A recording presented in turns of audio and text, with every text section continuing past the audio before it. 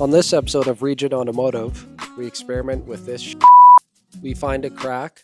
I fix something for free. Man, do I love free repairs. I have an accident. And finally, we do some detailing.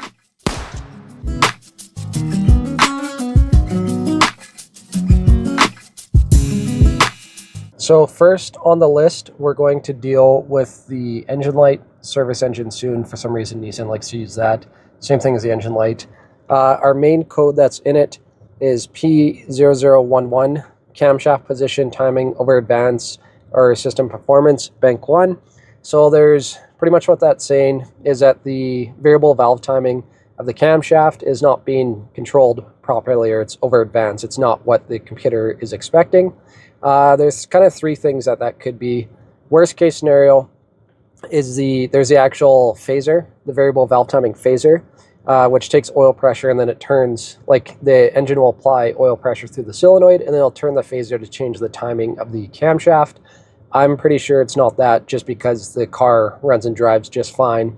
If the phaser was out, you'd have pretty big issues. Second issue, or second thing it could be, is the solenoid that controls the oil flow to that phaser.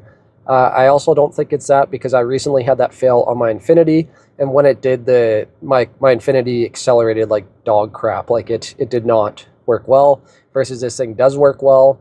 So I was doing some research online on that code, and a lot of websites were saying to change the oil, just simply dirty oil. And I know this thing has been sitting for a while, so I got a good quality engine flush, and as per the instructions on the engine flush, I have to get the vehicle up to operating temperature. So I got to take it for a drive and do that. And then while I'm doing that, I'll show you the other two issues I'm going to fix on it.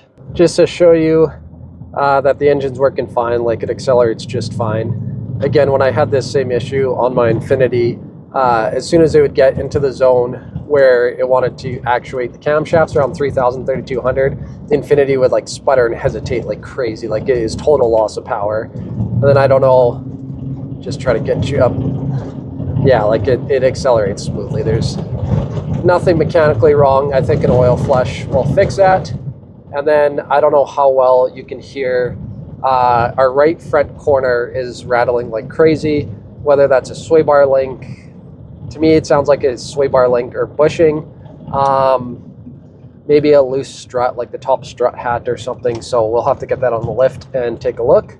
And then, I don't know how well you can hear inside of here, but the exhaust is kind of loud too. I think it's leaking from the flex pipe. So same thing, we'll take a look when it's on the lift. So yeah, just to show you the stuff that I'm using here, I got Motul is actually a pretty high-end brand. So yeah, I got some good stuff, engine clean.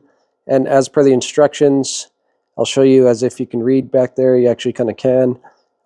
Yeah, so you just warm up the engine, pour it in, let idle for 15 minutes, and then bring in and change the oil. So that's exactly what we're going to do. Just a standard oil change on this guy. Luckily, it's pretty easy, nothing crazy to change oil on this one. Just drain plug there. And then they actually made the oil filter somewhat accessible on the side there. And then here's another really handy tool I picked up with the lift, is like one of those oil collectors. So I'll just like lift the whole basket up to drain the oil. So I'm going to do that, and then we will start checking out our front end here for that rattle. Got the oil change there, and a couple observations while I'm under here. Found where our exhaust is leaking from, kind of what I suspected. I remember when I looked at the car, it was like blowing exhaust from out of the bottom here. So that's the flex pipes. Yeah, you can see actually in the, like in between the cleats there, that's actually cracked pretty bad. So, and then this one's also cracked pretty bad. So luckily I checked Amazon, and we can get this whole Y pipe that connects there, right there, and down there for 175 bucks. So I'm definitely going to order that, because it'll be much easier than taking it off, trying to mess around and weld, and then it should be nice and easy to change with those connections there. And then I was poking around our our suspension, and it looks like someone's been chasing this problem, I think, because the control arms, that looks new. Sway bar link looks new. I checked the play and the bushing, there's no play. Tie rod end, like that looks good. Ball joint, looks like this one's been replaced. So I'm going to lower it and check the top strut hat. Man, do I love free repairs. So right now, you're looking at this is the top strut hat. This packaging originally was over like sealed like that. The struts actually do look relatively new as well. So yeah, they must have been replaced. Like the whole front suspension's been done, which is really good. That'll make it easier to sell. But anyway, I was kind of poking around. I put the wheels back on the ground. I like press the suspension up and down, and I could hear the clicking coming from there. So I was getting ready to do the strut hat. Like there's like a top kind of rubber bearing in here, like between that houses the strut spring between the body. So I was getting ready to do that, but the springs or the struts looked relatively new, like I said, and then it kind of seemed like a clicking sound, not like a bearing sound. So I decided to, or bushing, sorry, worn bushing sound, not bearing. So I decided to take, there's just this windshield cowl off here that has a few tens, and this is what I found. So one, I'll show you, I'll push the car up and down right now, and you can see the play. Oh, man down.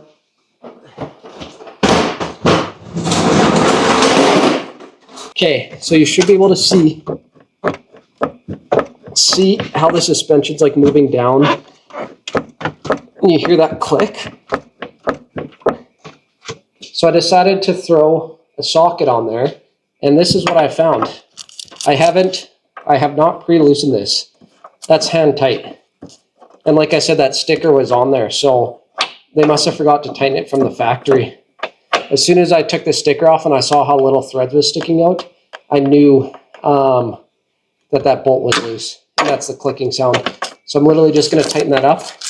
Like I can do it by hand here, and then I'll tighten it up a little bit more with the ratchet, and I know for a fact that this sound will go away. I'll show you. I'll tighten it up quickly, and then we'll bounce it up and down. So there's a little bit more thread sticking out there. Actually, not as much as I expected, but let's see if it makes noise.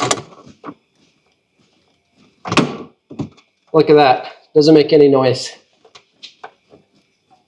You hear the squeak of the suspension now before you hear that click. Man, I love free repairs. Let's go. I do want to take it for a drive afterwards because I cleared the engine light after I changed the oil. So obviously I want to take it for a drive, see if it comes back on. And then I want to see, like, just enjoy. Like, I know the clunk is gone. I just want to enjoy that nice repair and a nice quiet drive. But before I pull it out of the warm shop, I'm going to polish our headlights, make them more presentable. So I'm going to do the usual 1,000, 1,500 this time because I don't have 2,000 on me. Wet sand and then a polish. So let's get to that.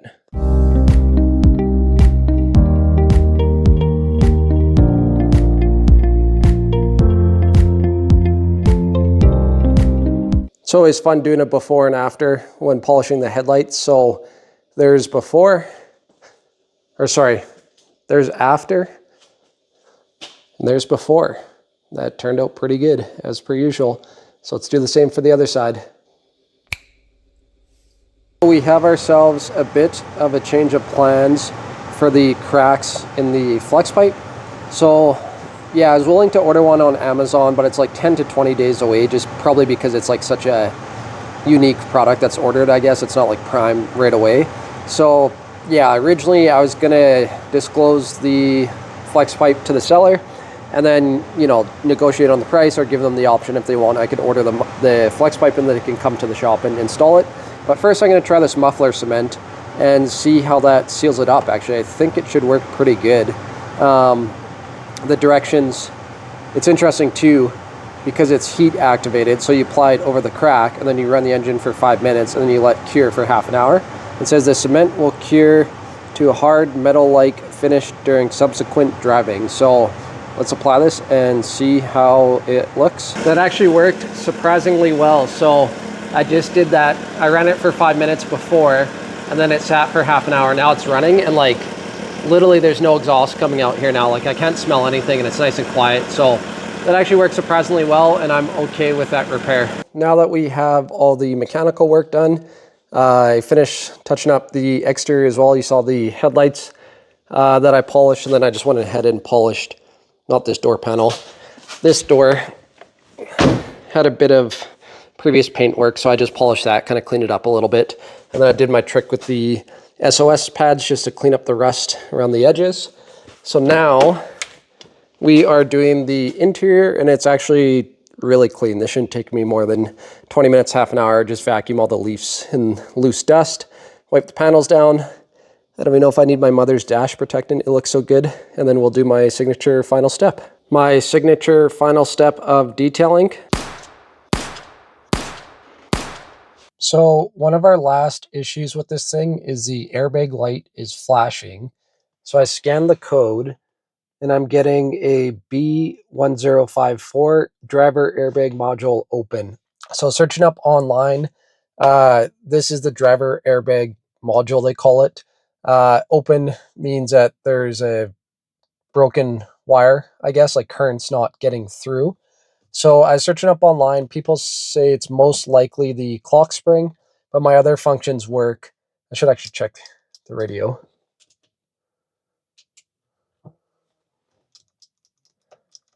Actually, never mind. So the horn works and cruise control works, but the radio functions don't work. So that tells me that it needs a clock spring. I actually should have tested that before I even filmed the video. That's good though, because what I was getting at is I was going to take apart the airbag and the clock spring, and then I was going to do continuity test across the airbag and then the plug-in for the clock spring. But that just saved me some time because my whole left bank here of switches don't work, which indicates it needs a clock spring. So I'm going to get one of those and we'll put it in. So we are at the junkyard, and I found myself a 2007 Murano, which is nice, and it actually looks to be in decent shape. And it has a full steering wheel assembly, so I'm going to get the clock spring off this one, and hopefully it works for mine. I have my clock spring from the junkyard, and I'm actually going to swap it right here in the parking lot, because if this one doesn't work, I have it marked, wherever that is, on the bottom there, and I'll just go right into the junkyard and get another one and try that. So let's get the airbag off and the old clock spring out, and hopefully that fixes our code. I replaced the clock spring and my radio is working now. Just to show you there. Horn's working. The airbag light is still flashing slowly, but I read my codes and I have no code, so I'm wondering if I just have to drive, and it has to run a couple drive cycles. So I'm going to drive home now, and then we will see. Hopefully the airbag light shuts off by the time I get home. Okay, so earlier I was a little not worried, like surprised, I guess, that the airbag light was still flashing even though there's no codes in the module. Now the airbag light is off, so I stopped because it's flashing while I was driving, so I stopped just to double check the codes. I cycled the key on and off while I was playing with the computer, and then it went off. So I'm like, okay, I had to cycle the key on and off. But then I, just for fun, went back in the module. There, the airbag light just started flashing again as soon as my auto went into the module, just saying that it's in the module. So that's the reason why it was flashing earlier. So that is fixed. That is awesome. That junkyard clock spring was 22 bucks versus my wholesale part supplier in town wanted 320 bucks for that. So that's nice. I just saved myself like 300 bucks. And then one last thing I have to do, I have the steering wheel off and now it's slightly off center when I drive. So I'm just going to pop that off and recenter it. And then it's ready to go and ready to take photos and list.